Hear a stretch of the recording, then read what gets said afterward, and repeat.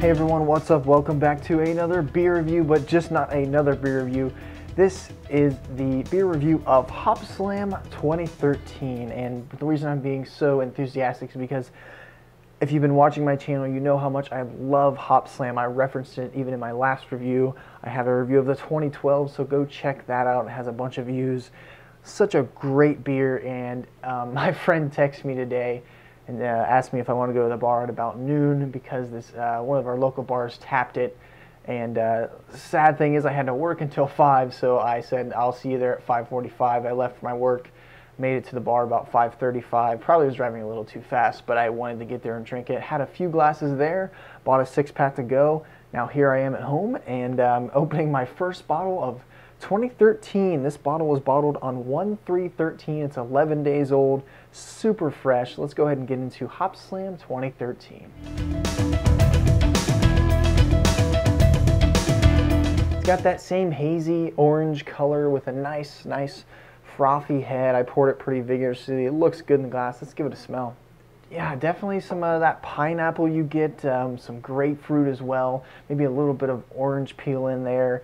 Not much malt, of course. I wasn't expecting any, so nothing new. This seems to smell pretty much just as good as last year's. You know, actually, with saying that, it's not as strong as I thought last year's was in the smell. I thought last year's had this beautiful bouquet of tropical fruit, grapefruit aroma. This one is it's not coming through as strong as it is. I definitely have to compare this to other years that I've had, because that's, you know, that's what I kind of do with, you know, a beer that comes out every year. I want it to be better or just as good as last year's, and the smell so far isn't living up to what it did last year.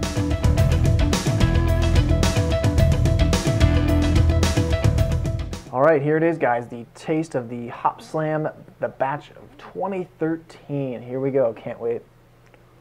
Well, I can definitely tell a difference from the on-tap version to the bottle version. The on-tap version I was actually disappointed with, surprisingly.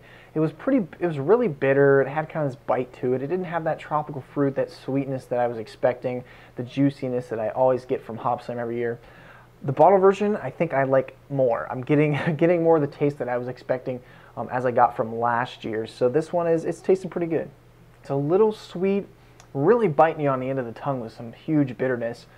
You're getting some of those floral notes, some tropical fruit notes passing through the tongue, some of that, a little bit of malt sweetness, maybe a little bit of that honey in there. But I hate to say it, but so far I'm not very impressed with this year's batch of Hopslam.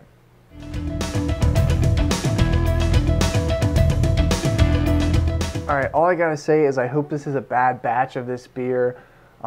I was gonna pick up a case until I tried it on tap, and I only picked up one 6-pack. It was over $19 for the 6-pack. So I didn't, after tasting it, I didn't want to commit to a full case. I planned on it, but I didn't. I'm hoping that the next batch I pick up will be better than this one. That's not a good sign at all for this year's batch of Hopslam. It's overly bitter. It has too much of that pale malt, too much of that grassiness that's not the greatest. It doesn't have that juicy tropical fruit, pineapple, grapefruit that I've always loved in this beer. It's not juicy at all. It's kind of dry, really bitter. I almost don't even want to crack open another one after this because it's so bitter, it's so drying, and it's very, very, very disappointing. This sucks. I'm going to say it because I was really excited today when I showed up at the pub, like, give me a Hopslam. Disappointed with the on-tap version. The bottle version is pretty much the same, which tells me that it wasn't just that keg. It's probably not just this 6-pack, but this whole batch is probably not very good. If you got the one that was 1/3/13, you're probably going to be disappointed. I hate to say it. I guess with that being said, being fair, this is still a good beer, but it doesn't live up to what I want it to, what it should live up to for the hype, for, you know, how much it cost. It doesn't live up to that at all.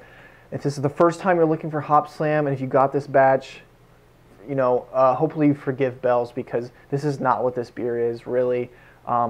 It's a lot better than this. If you watch my 2012 review, and you'll see what this beer is really supposed to taste like, an amazing beer. I guess I have to give this one a number, and I'm sad to say that I'm going to give Bell's Hopslam 2013 This specific batch, the 1313 batch, I'm going to give a 7.5 out of 10, which for Hopslam is basically a 0. I guess, 7.5 out of 10. For a double IPA, it's pretty good. It's got some nice characteristics to it. If it didn't have the Hopslam label, I guess maybe I would judge it differently. But knowing how good this beer is and how good it's been in previous years, it's hard to give it anything more than a 7.5. A little too bitter, doesn't really mix well, doesn't have the nice juiciness that I was expecting. It's just, it doesn't really hit the points that it should to get over that hump of being an 8 or an 8.5 or 9 or anything close to that. So if you've had this batch, please let me know. Comment on here and tell me what you thought of it. I don't want to be the only one that was disappointed with it. So leave me a comment. Make sure you subscribe to my channel for more reviews. You'll see Hopslam reviews every year, of course. And guys, I hope the next batch is better than this one. So I guess until next time, cheers.